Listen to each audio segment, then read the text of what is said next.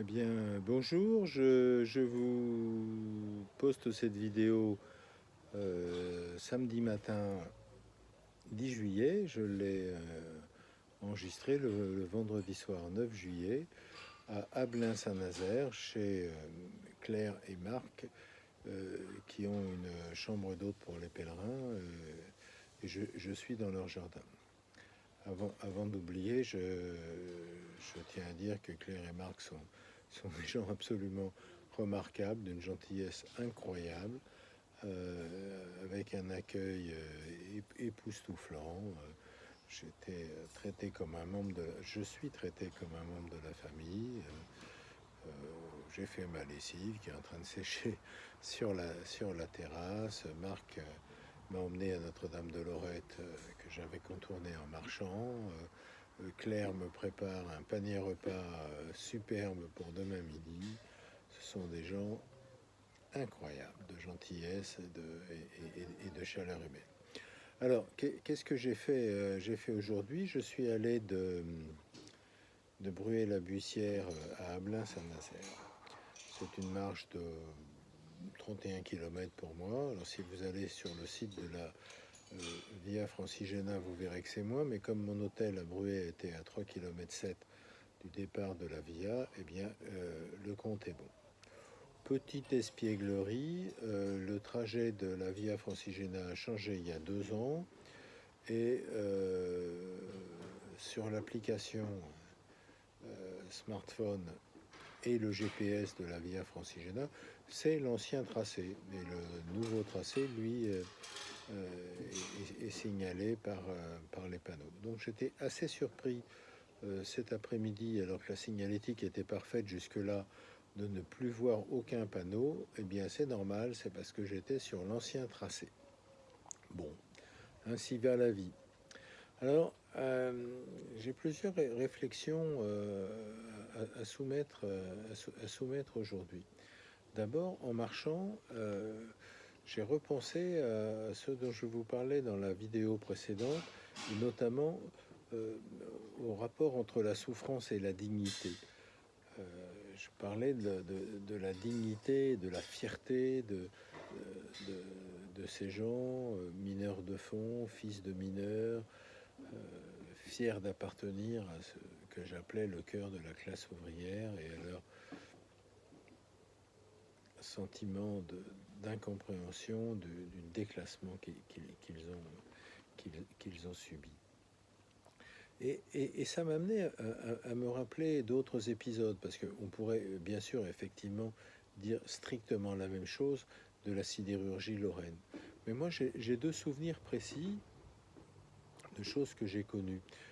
L'une, c'est à Boulogne-sur-Mer, où il y avait des aciéries, une usine de transformation du ferro-manganèse sur le port qui a fermé également. C'était un endroit absolument terrifiant où les conditions de travail étaient épouvantables.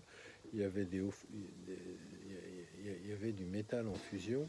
Il y avait même un endroit dans cette usine que les ouvriers appelaient le couloir de la mort. Il y avait des accidents du travail absolument sans arrêt. Et puis, quand cette usine a fermé, j'ai vu un copain de mes parents, enfin, copain de paroisse, on va dire, de mes parents, d'origine portugaise, Mario, qui y travaillait, pleurer. J'étais assez surpris, j'étais très jeune, de voir quelqu'un pleurer à la disparition d'un truc si horrible. Puis un deuxième épisode, je pense que c'était dans les années 80, l'usine Kodak à Vincennes a été détruite. Il y avait une grosse usine avec des cheminées, comme on visualise les usines dans les bandes dessinées. Et moi, j'étais allé voir cette implosion de l'usine Kodak pour la prouesse technique de destruction du bâtiment sans dégâts collatéraux. Et puis, il y avait des gens qui étaient là, qui ramassaient par terre des briques, et certains aussi avaient les larmes aux yeux. C'était d'anciens ouvriers de Kodak qui voulaient emporter chez eux un souvenir.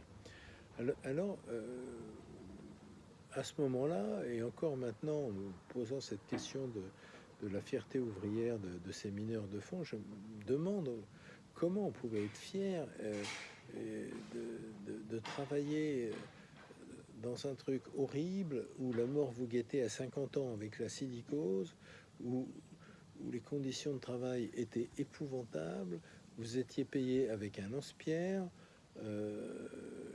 on n'était pas dans la co-construction, mais dans un management complètement directif. C'était un peu l'horreur, et donc on aurait pu penser que les gens étaient contents que ça n'existe plus. Et c'est évidemment pas du tout ce qui se passe. Et donc, la dignité n'a rien à voir avec la souffrance. La dignité a à voir avec le sens que l'on donne à ce que l'on est et à ce qu'on fait. Et ça m'amène à la fin de cette journée.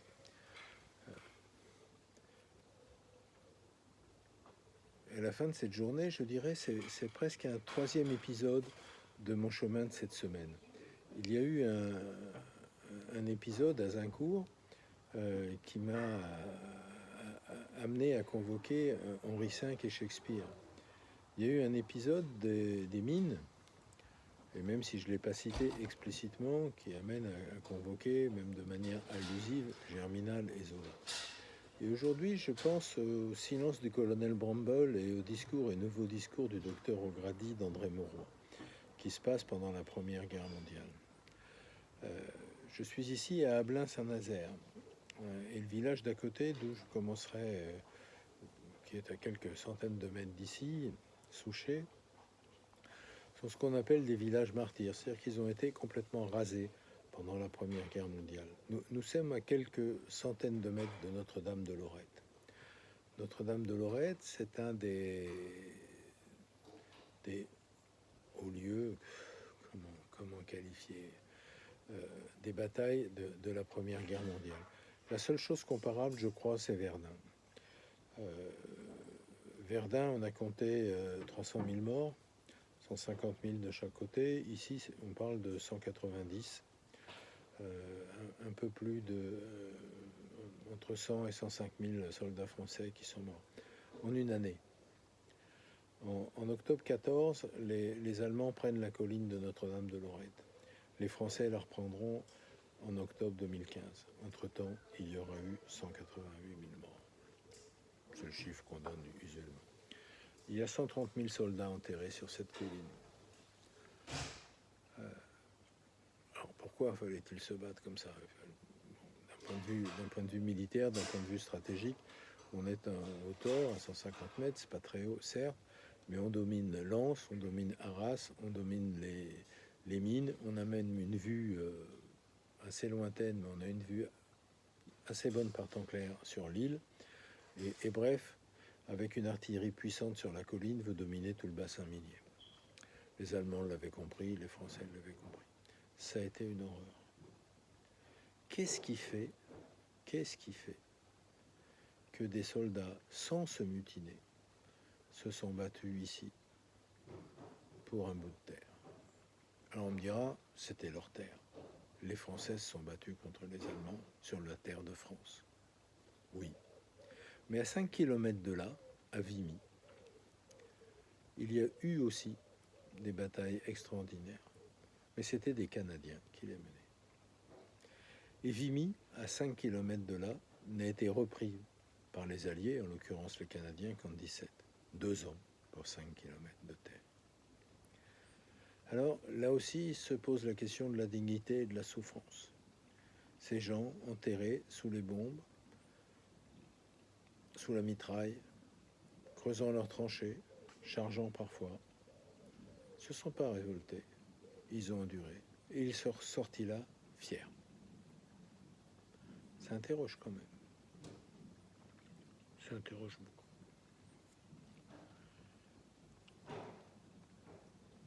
Ma référence au colonel Bramble est tout autre. Il y a une liaison, bien sûr, c'est qu'André Mauroy, dans son livre, met en scène un officier anglais qui est en France pendant la Première Guerre mondiale et qui fait état de ses différentes pensées.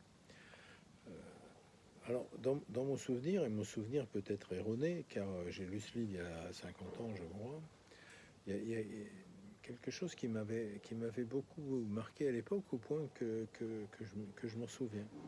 Alors c'est peut-être dans un tout autre bouquin et peut-être ma mémoire défaille. C'est une parabole. L'histoire est la suivante. Il y a une planète, c'est la planète Morceau de sucre, où des gens vivent heureux et ils vivent dans un univers très grand. Ils vivent heureux pour un temps qui leur semble infini. Et l'univers est insaisissable tellement il est grand, il n'en voit pas la fin. D'autant plus cet univers est très sombre, c'est la tasse de café. Et il pense que la vie qu'il mène durera pour l'éternité. Et puis vient le moment où le monsieur trempe sa cuillère dans la tasse de café et tourne. Et la vie finit.